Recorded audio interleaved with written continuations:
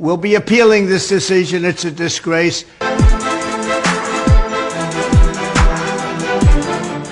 সময়ের ব্যবধান আর মাত্র একদিন। বিশ্বের সবচেয়ে প্রভাবশালী দেশ যুক্তরাষ্ট্রের ৪৭তম প্রেসিডেন্ট হিসেবে শপথ নেবেন ডোনাল্ড ট্রাম্প। এর মধ্যেই নিজের খেলা দেখাতে শুরু করেছেন তিনি। বাইডেন সরকারে যুক্তরাষ্ট্রের পররাষ্ট্র নীতি নিয়ে কাজ করা এবং বাংলাদেশে দায়িত্ব পালন করা প্রভাবশালী কর্মকর্তা মার্শা বার্নিকাটকে পদত্যাগ করিয়েছেন ট্রাম্প। আর এটা বাংলাদেশের প্রতি ট্রাম্পের কোনো প্রচ্ছন্ন বার্তা কিনা তা নিয়ে শুরু হয়েছে গুঞ্জন।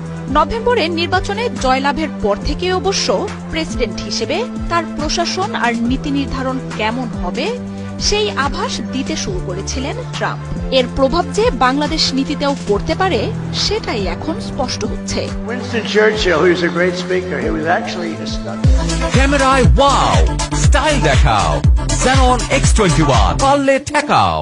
ট্রাম্পের শপথ গ্রহণের বাকি আর কিছু সময়। নতুন প্রেসিডেন্টকে বরণ করে নিতে সাজ সাজ রব চলছে যুক্তরাষ্ট্র জুড়ে। ট্রাম্প দায়িত্ব নেয়ার পর ওলটপালট ঘটবে দেশটির নীতিতেও।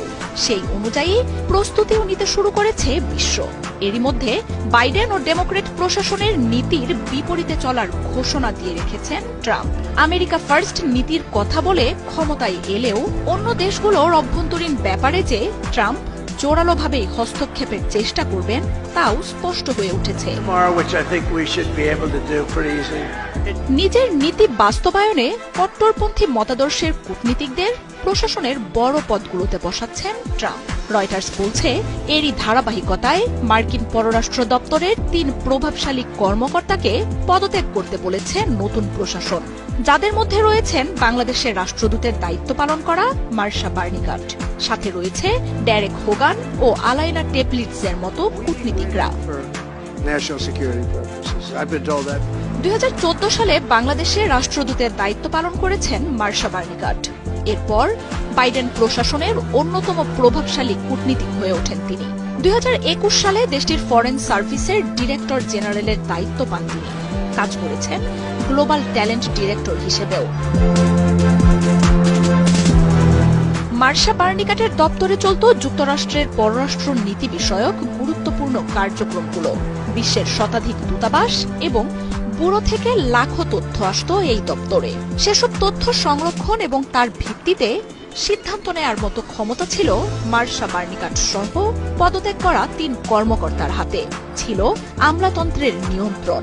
পররাষ্ট্র দপ্তরের সাথে হোয়াইট হাউসের যোগাযোগ এবং আন্তঃসংযোগ চলত বার্নিকাটের আওতায়।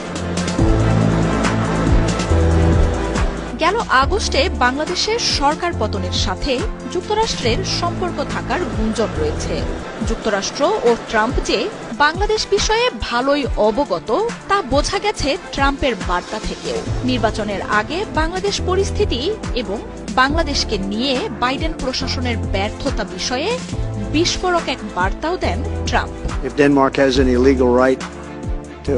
মার্শা বার্নিকাট সহ পররাষ্ট্র দপ্তরের ৩ কর্মকর্তাকে সরিয়ে সেখানে নিজের মতাদর্শের অনুসারী কট্টরপন্থী কূটনীতিকদের বসাবেন ট্রাম্প। এর মাধ্যমে যুক্তরাষ্ট্রের পররাষ্ট্র নীতিতে আরও জোরালো হস্তক্ষেপেরই আভাস দিচ্ছেন তিনি। They should give it up because we need it for national security. Marjia উপমা, ৭১।